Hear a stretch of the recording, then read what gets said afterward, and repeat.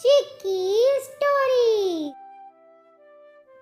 हरिनगर गांव में एक परिवार रहता था। उस परिवार में एक पति पत्नी और उनका बेटा रहता था। सुमित की एक चाय की दुकान थी। पहले तो उनका खर्चा आराम से निकल आता था, पर फिर शीला, आजकल दुकान बिल्कुल नहीं चल रही है। मैं सोच रहा हूँ शहर चला जाऊँ और कुछ पैसे कमा कर ले आऊँ। ठीक है सुमित जी, आप चले जाइए। मैं अपना और सचिन का ख्याल रख लूँगी, पर आप जल्दी आने की कोशिश करिएगा। मैं आपका इंतज़ार करूँगी। अपने परिवार के लिए सुमित वहाँ से चला जाता है, पर एक दिन उसका बेटा सचिन अपनी माँ से कहता है, माँ, पापा के साथ हम लोगों को भी जाना चाहिए था। वो हमें भी ले जाते तो कितना अच्छा होता। शीला कुछ नहीं बोलती। वो अपने बेटे की बातें सुनती रहती है। सुमित को गए हुए 6 महीने हो जाते हैं और सुमित जिस कंपनी में काम करता था, उसी कंपनी में एक लड़की से उसको प्यार हो जाता है। और फिर शिखा, मैं तुमसे बहुत प्यार करता हूँ और मैं तुमसे शादी करना चाहता हूँ। क्या तुम मुझसे शादी करोगी? क्यों नहीं सुमित, मैं तुमसे ज़रूर शादी करूँगी और हम कल ही शादी कर लेंगे। सुमित के बारे में बिना कुछ जाने शिखा उससे शादी के लिए हाँ कर देती है और दूसरे दिन ही सुमित और शिखा दोनों शादी कर लेते हैं। और सुमित कहता है, शिखा, तुम्हें पता नहीं है आज मैं कितना खुश हूँ। तुमने मेरी ज़िंदगी में आके खुशियाँ भर दी हैं। सुमित, मैं भी तुमसे शादी करके बहुत खुश हूँ, पर तुम कभी मुझे छोड़कर मत जाना। मैं तुम्हारे बिना नहीं रह पाऊँगी। ऐसे ही कुछ दिन बीत जाते हैं, पर एक दिन सचिन कहता है, माँ, पापा को गए हुए कितने दिन हो गए। ना उन्होंने कोई फ़ोन किया, ना वो हमसे मिलने आए। अब तो मेरा जन्मदिन भी आने वाला है, पर पापा यहाँ पे नहीं हैं। अब हम लोग जन्मदिन कैसे मनाएंगे? बेटा, मुझे लगता है तेरे पापा हम लोग को भूल गए हैं। पर क्या हुआ, तेरे पापा नहीं हैं तो मैं तो हूँ। मैं तेरा जन्मदिन मनाऊंगी, तुम बिल्कुल परेशान मत हो। 2 दिन बाद सचिन का जन्मदिन भी आ जाता है और शीला सोचती है कि वो क्या करे। उसके पास तो पैसे भी नहीं थे कि वो सचिन के लिए कुछ बाहर से ला दे, पर वो कहती है, घर में खाना बनाने के लिए भी कुछ नहीं है तो मैं सचिन के लिए क्या ही लाऊं। पर हाँ, मैदा और कुछ आलू है तो चलो कचौड़ी ही बना देती हूँ। वैसे भी सचिन को मेरे हाथ की कचौड़ियाँ बहुत पसंद हैं, वही बना लेती हूँ। ये सोचकर शीला सचिन के लिए बहुत सारी अच्छी कचौड़ी बना लेती है।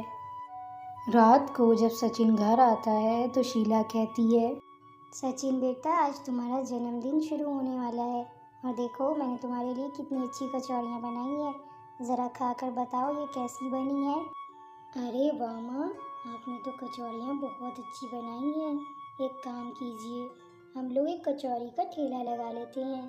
शायद हमारा कुछ काम हो जाए और पैसे भी कमा लें हम लोग। सचिन की ये बात सुनकर शीला उससे कहती है, हाँ बेटा, तुम सही कह रहे हो, हम लोग यही कर लेंगे। वैसे भी तुम्हारे पापा अब कभी नहीं आएंगे। हम लोग एक ठेला लगा लेते हैं कचौड़ी का। मेरे पास पैसे तो नहीं है, पर मेरे पास सोने के कंगन है। मैं वो कल बेचकर कचौड़ी के लिए सामान ले आऊँगी और फिर ठेला लगा लूँगी। तुम मेरा साथ देना, अब तुम ही मेरा सहारा हो। सुबह होते ही शीला अपने कंगन बेचने एक सुनार की दुकान पर जाती है और अपने कंगन बेच देती है। वो कंगन बहुत अच्छे दाम पर बिक जाते हैं। वो सुनार शीला को अच्छे पैसे दे देता है। शीला पैसे लेकर अपने घर चली जाती है और कचौड़ियों का सामान लाकर कचौड़ियाँ बनाना शुरू कर देती है। और वही कचौड़ियाँ एक ठेले पर लगाकर वो लोग गाँव के किनारे अपनी दुकान खोल लेते हैं। पर कुछ देर तक कोई भी नहीं आता, जिससे शीला बहुत उदास हो जाती है और फिर अपने बेटे से कहती है कि बेटा, लगता है हमारे पैसे डूब गए। हमारी दुकान पर कोई आया ही नहीं। अब क्या होगा, हम लोग कैसे खाएंगे? माँ, तुम बहुत जल्दी निराश हो जाती हो। कुछ देर रुक जाओ, लोगों को पता तो लगने दो कि हमने दुकान खोली है, तभी तो वो हमारे यहाँ आएंगे। कुछ देर बाद शीला की दुकान पर भीड़ लगना शुरू हो जाती है और फिर शीला की सारी कचौड़ियाँ बिक जाती हैं फिर शीला अपने बेटे से कहती है, बेटा तुम ठीक कह रहे थे, गांव के लोगों को पता लगा तो वो हमारी दुकान पर आए, पर कल से हमें और कचौड़ियाँ बनानी पड़ेंगी। ऐसे ही कुछ दिन बीत जाते हैं और शीला की दुकान पर भीड़ लगना बहुत ज़्यादा शुरू हो जाती है। शीला अपने ग्राहक को संभाल नहीं पाती, इसलिए वो अपने बेटे को भी अपनी दुकान पर खड़ा कर लेती थी। इधर शिखा को हार्ट अटैक आने के कारण उसकी मौत हो जाती है और सुमित को उसके किए की सज़ा मिल जाती है। शिखा तुम मुझे छोड़ के चली गई, अब मैं यहाँ रहकर क्या करूँगा, मैं अपने घर वापस जा रहा हूँ। फिर सुमित अपनी बीवी की दुकान पर आ जाता है। अरे सुमित जी, आप यहाँ कैसे आ गए वापस? फिर सुमित शीला को सारी बातें बता देता है और ये भी बता देता है कि उसने शहर में दूसरी शादी कर ली थी और उसकी बीवी की मौत हो गई है। शीला ये सब सुनकर बहुत उदास होती है, पर वो सुमित से कहती है, सुमित जी, आप तो मुझे छोड़कर चले गए थे, आपने एक बार भी नहीं सोचा कि मेरा और सचिन का क्या होगा। अब आप वापस आ गए क्योंकि आपकी बीवी की मौत हो गई तो आपको हम लोग याद आए, पर कोई नहीं, मैंने आपको माफ़ कर दिया। मैं जानता हूँ मुझसे बहुत बड़ी गलती हुई है, पर बेटा सचिन और शीला तुम दोनों मुझे माफ़ कर दो, आगे से ऐसा कुछ नहीं होगा। पापा, मैंने आपको कब का माफ़ कर दिया है, कोई बात नहीं, आप वापस तो आ गए, मैंने आपको बहुत याद किया था। सुमित जी, आपने गलती तो बहुत बड़ी की है, पर मैंने आपको माफ़ तो कर दिया, पर मुझे कुछ वक्त लगेगा, तब तक आप मेरा काम में हाथ बटा सकते हो। उस दिन के बाद से सब मिलकर काम करने लगते हैं।